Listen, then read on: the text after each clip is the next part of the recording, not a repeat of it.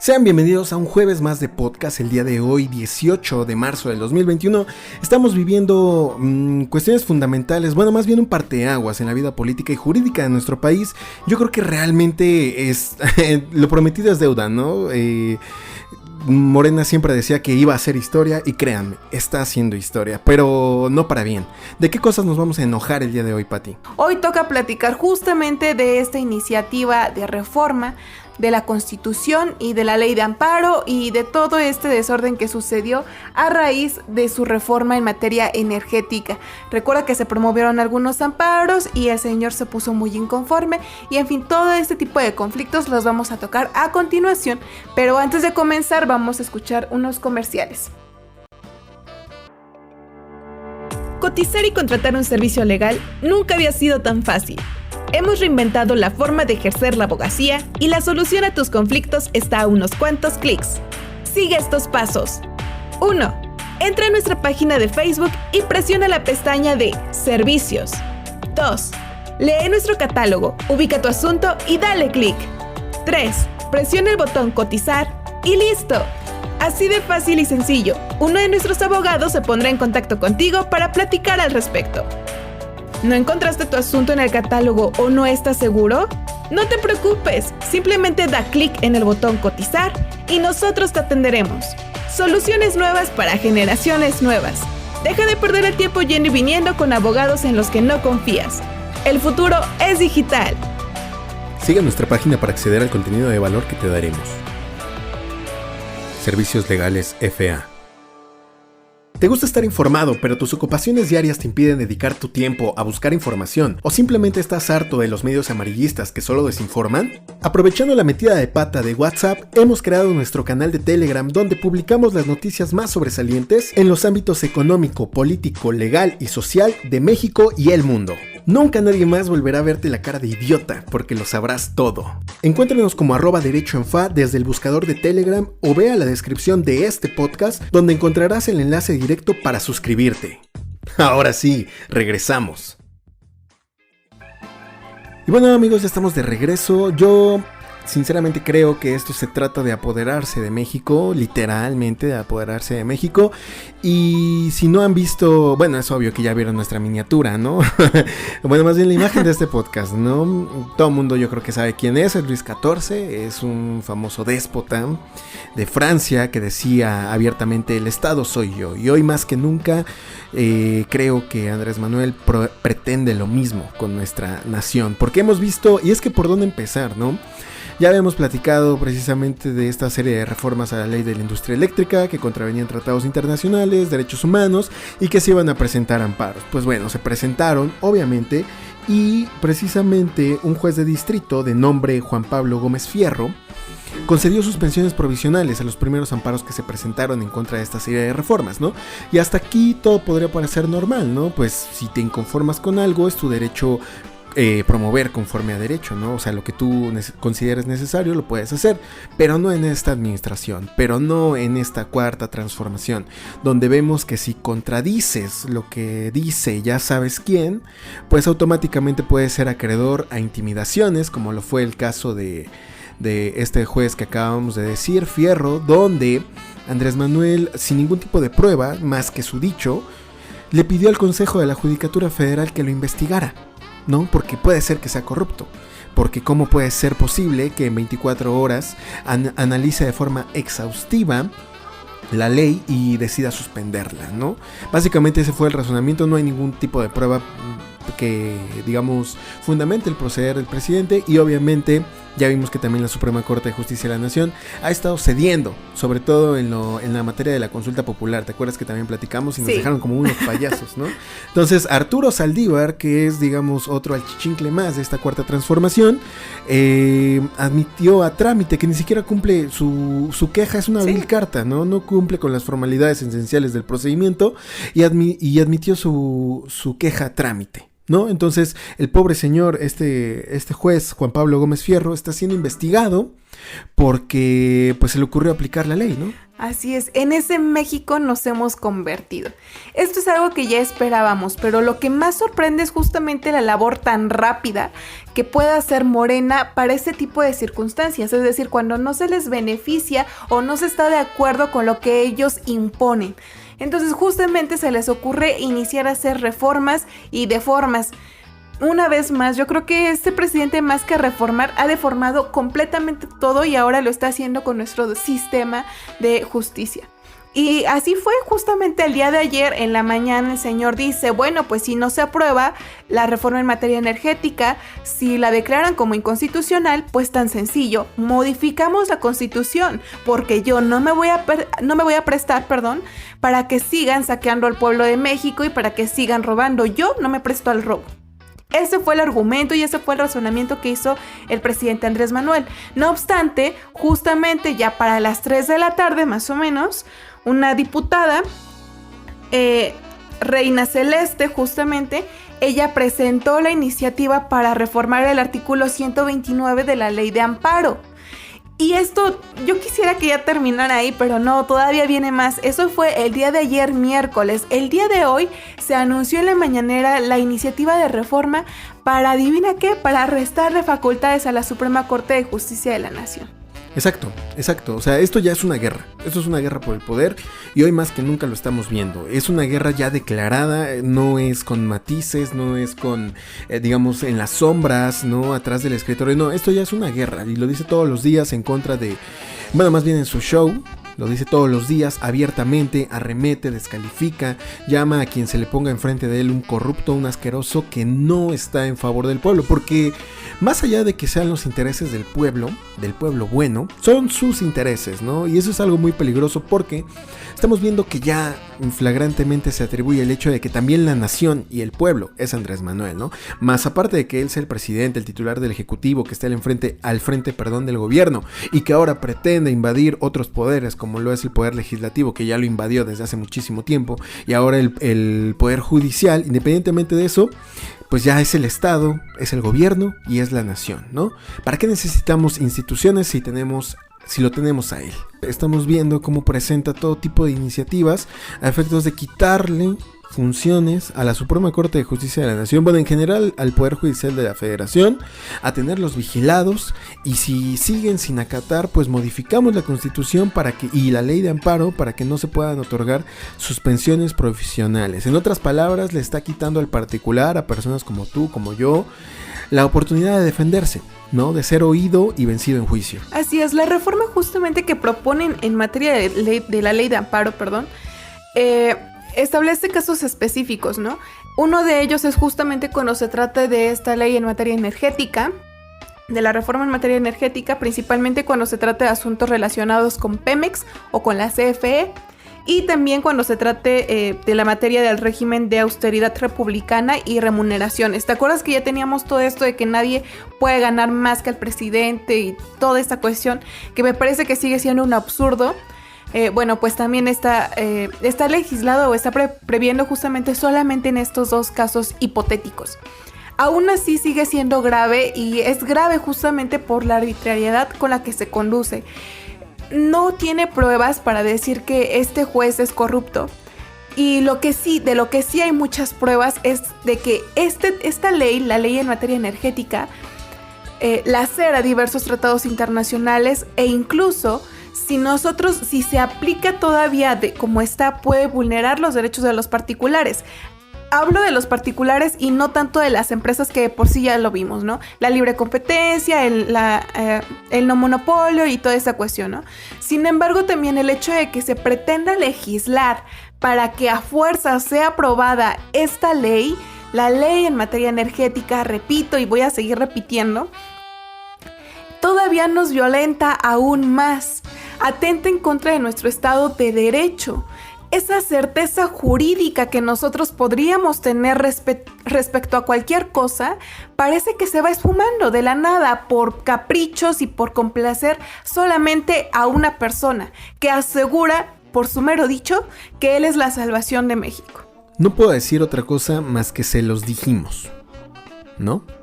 Y yo estoy seguro que mucha gente, la mayoría de la gente, sigue pensando que todo lo que hace él es correcto. Que realmente existe una confabulación en su contra, que más allá de que la oposición sea única y exclusivamente de México, es decir, el PRI, PAN, el PRD, los empresarios tan malos, ¿no? Con sus millones, no, que la conspiración se extiende hasta la ONU, que se extiende hasta el Pentágono, que se extiende hasta la Organización Mundial de la Salud, que se extiende hacia la prensa internacional, ya sabes, el New York Times, el Washington Post, The Economist, bueno, o sea, todas las revistas, todos los periódicos que piensan de manera crítica, ¿no? Ahora resulta que de verdad todo el mundo está en contra del pobre AMLO, ¿no? Entonces, yo no sé hasta dónde vamos a llegar. Bueno, sí sé, pero no quiero decirlo, ¿no? Es obvio que vamos a terminar, pues a lo mejor si no como Venezuela, sí en un régimen bastante autoritario y quizás en una dictadura, ¿no? Porque este tipo de cosas son totalmente inadmisibles. Y deja tú que sean inadmisibles. O sea, la gente está complacida, está contenta, está satisfecha con la manera en la que supuestamente se está vengando de la mafia del poder, ¿no? Es que es eso, me ha gustado mucho cómo lo dices. Todo su sexenio, lo que llevamos más bien de su sexenio, estos 2 años, ha sido una venganza en contra de los empresarios. Siempre ha arremetido en contra de ellos, siempre se ha escudado en que es por el bien del pueblo, es por el bien de la nación, pero no, él siempre lo dijo desde que estaba en campaña, su objetivo principal no es justamente sacar al pobre de la pobreza, sino hacer al rico pobre, y punto. Eso es como justicia social, ¿no? O al menos esa es la falsa justicia social que dice Andrés Manuel y la que él prometió en campaña y lo está logrando, lo está haciendo de maravilla. Me alerta mucho esta situación justamente porque no me gustaría vivir en un país donde porque al señor presidente en la mañana se le ocurrió decir cualquier cosa y ya para la tarde es una realidad. Podríamos pensar que son ocurrencias hasta que ves las iniciativas ya presentadas ante el Poder Legislativo. Eso es lo que preocupa. ¿Y tú qué piensas? ¿Tenemos un loco en el poder o el poder lo volvió loco? No, yo creo que tenemos un loco en el poder. Él siempre ha estado loco. Pensé que ibas a decir lo contrario para que se generara debate, pero yo también pienso que es un loco. Yo también pienso que es un loco en el poder, ¿no? O sea, yo creo que desde el inicio, ¿no? Desde la manera en la que... Bueno, más bien yo creo que se hace el loco. O sea, sí está estupidito de la cabeza. Sin embargo, su discurso...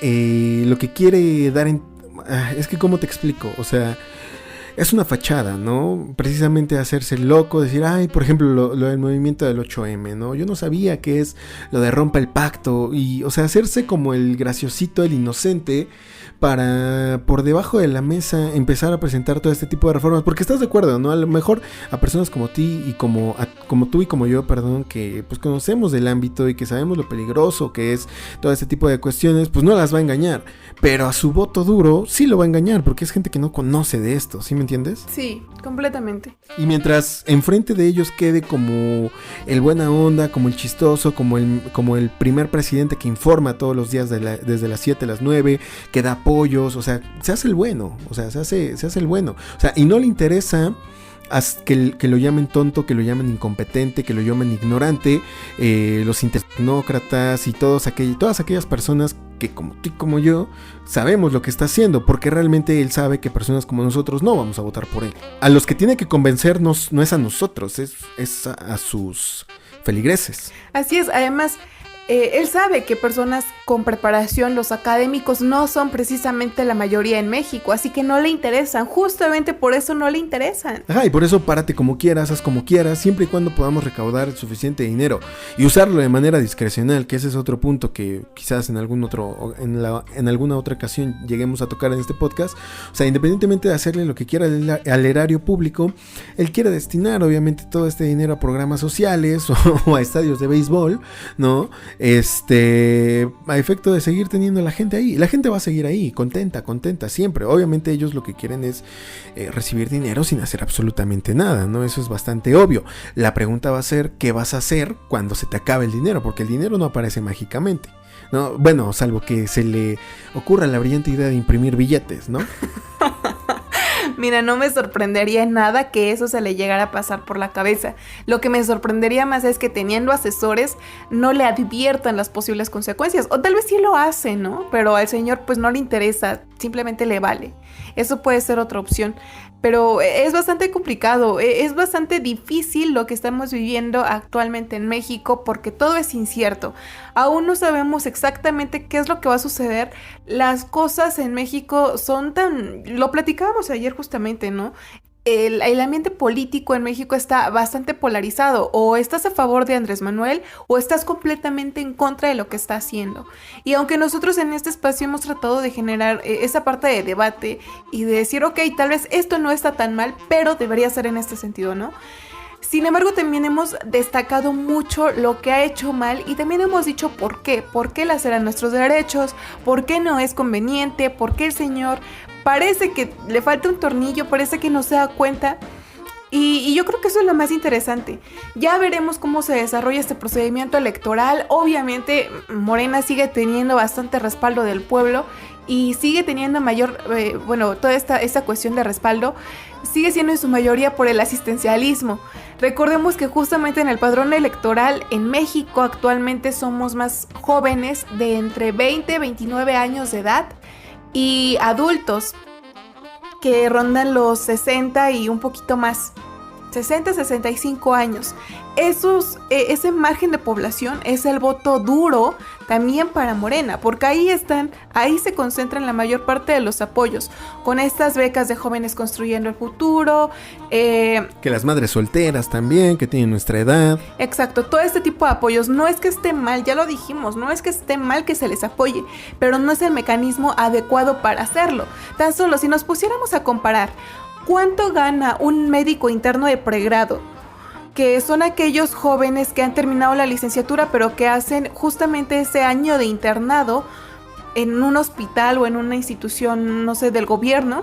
¿Cuánto ganan? Pues algunos ni siquiera tienen una beca y muchos más tienen apenas 1,000 pesos mensuales comparado con lo que ganan justamente estos jóvenes de Construyendo el Futuro. Este tipo de apoyos pues no está regularizado, no tiene, digamos, ni pies ni cabeza, vaya, ¿no? Y ya dejando de hablar un poco del asistencialismo, de lo que estamos platicando ahorita es precisamente de cómo se está apoderando de absolutamente todo. De cómo se está apoderando de absolutamente todo y que parecía ser México un país de leyes, de instituciones, más que nada. Parecía México ser tan democrático y avanzar a pasos agigantados en materia de... Pues sí, de democracia, ¿no? También estamos conscientes de que antes del 94 pues ni siquiera existía el IFE, ¿no? En aquellos entonces, hoy se llama INE. A lo que yo voy es precisamente a eso, ¿no? Que a raíz de esos fraudes del 94 con Salinas de Gortari y Zedillo y etcétera, a raíz de eso se crea un organismo autónomo para vigilar las elecciones, ¿no? Y también se crea un Instituto Nacional de Acceso a la Información Pública que me parece que se crea en el sexenio de Vicente Fox, que antes se llamaba IFAI, hoy se llama INAI. Precisamente hemos visto crecer a México en materia de democracia, de pluriculturalidad, ¿no? Hace no mucho se reconocieron los derechos de las personas afromexicanas en la Constitución. A lo que voy, ¿de qué nos sirve tanto progreso si no podemos asegurar que un loco no nos los venga a quitar en menos de 2 años o en 2 años escasos que ha pasado de este gobierno, ¿no? O sea, ¿de qué nos sirve tanta institucionalización si al final de cuentas vale para nada si a un presidente loco y en forma de poder se le ocurre empezar a hacer lo que está haciendo? Es que de verdad México está... Quiero pensar que no, pero es lo que vemos, ¿no? México está por irse directito al retroceso. No es hacia otro lugar. Hacia allá vamos y vamos a paso acelerado, por desgracia. Lo más preocupante es justo lo que comentas, que en un día te pueden quitar todos esos derechos que se ha tardado muchísimos años para conseguir. México, aun cuando no es una potencia mundial, México sí había sido un referente en materia legislativa, al menos para América Latina. Yo creo que uno de los factores por los cuales pasó esto es precisamente por la educación. Porque yo creo que en un país un poquito más educado se hubieran dado cuenta de precisamente quién era Andrés Manuel y qué pretendía ser Andrés Manuel, ¿no? Y no es que ahorita la gente esté abriendo los ojos, eso es lo más preocupante, ¿no? Que no están agarrando la onda, es porque no entiende. ¿Cómo pretendes que alguien que no entiende de los asuntos públicos entienda por qué Andrés Manuel es un peligro precisamente para México? Así es, desde que estaba en campaña se avecinaban y se decían justamente estas posturas. Andrés Manuel es un peligro, y de hecho por ahí hubo una campaña que no recuerdo exactamente qué partido promocionó, qué partido realizó, y era más o menos en ese sentido, ¿no? Andrés Manuel es un peligro para México. Sin embargo, esto siempre fue visto por la gente que lo apoya como una burla, como un mecanismo de desprestigio, en ¿no? México, exacto, como de desprestigio, para decir que Andrés Manuel no funcionaba, pero era solamente un mecanismo así como dices, de desprestigio para posicionar a su candidato, para pretender abolir justamente la imagen que tienen de Andrés Manuel. Sin embargo, también Andrés Manuel nunca propuso un plan exacto de lo que iba a hacer con México o de a dónde se iba a dirigir México. Y eso es algo que sí tuvimos al menos con los sexenios pasados, al menos con el de Felipe Calderón y sobre todo con el de Enrique Peña Nieto. Sí se había delimitado cuál era la pretensión de México. México pretendía convertirse, a lo mejor no en una primer potencia de inmediato, pero sí comenzar a traer más inversión extranjera. Me parece que hasta el sexenio pasado pues no íbamos tan mal. Sin embargo, en este sexenio no tenemos claro para dónde vamos. Todavía hay quien piensa que justamente podemos llegar al primer mundo con las energías fósiles. En fin, todo este tipo de cuestiones son bastante lamentables. Desafortunadamente yo creo que el mexicano no abrirá los ojos ahora, y probablemente aún cuando México se hunda, en la miseria, no van a reaccionar y no van a terminar de entender por qué nos pasó eso. Simplemente van a decir que fue culpa de los malditos empresarios y del PRIAN. Lo mismo de siempre, es lo que vamos a ver en caso de que lleguemos a una situación tan grave. Literal, es que no hay manera de desevangelizar.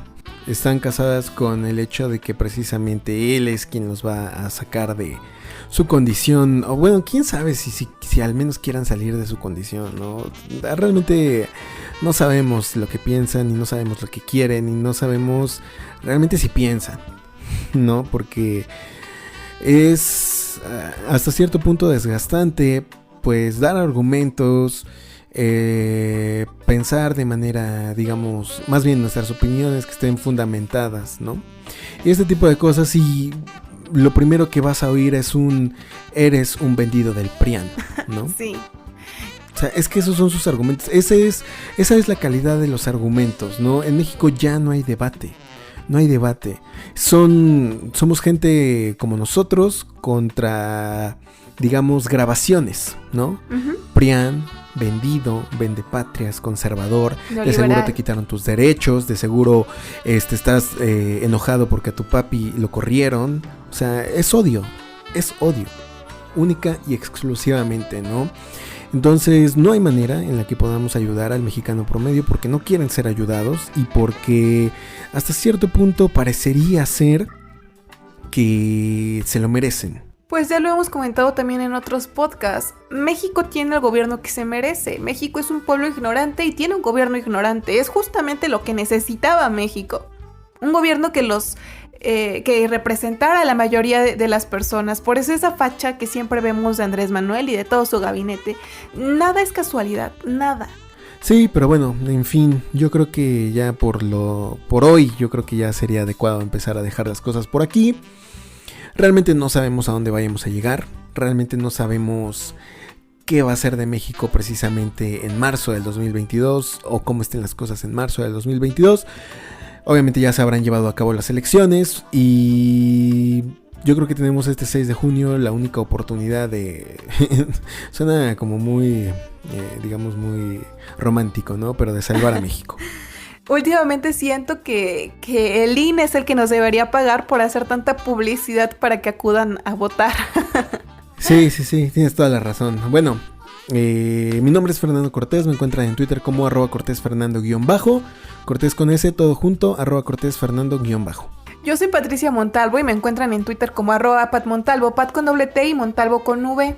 Además de estar en estas redes sociales, vamos a estar haciendo este tipo de debates y de podcast, no sé cómo se llama en estéreo, que es una aplicación justamente española donde pueden enviarnos notas de voz completamente en vivo y ahí podemos ir conversando también. Ajá, está bien, lo estamos haciendo creo que 3 veces por semana. Te bajas la aplicación, obviamente te creas un usuario y nosotros programamos, creo que se llaman shows, ¿no? Entonces nosotros programamos los shows, tal día, a tal hora empieza, ustedes se conectan, nosotros, como ahorita, ¿no? Hablamos, etcétera, con la novedad de que ustedes pueden reaccionar en vivo y pueden enviar sus clips de audio, ¿no? Diciéndonos o lo que sea, ¿no? Es decir, se presta más para la interacción, vaya, ¿no? Nos escuchamos el día lunes con algo nuevo. Trataremos de ya no... Es que la política es Andrés Manuel, entonces no prometemos nada, ¿no? Nos vemos. Adiós.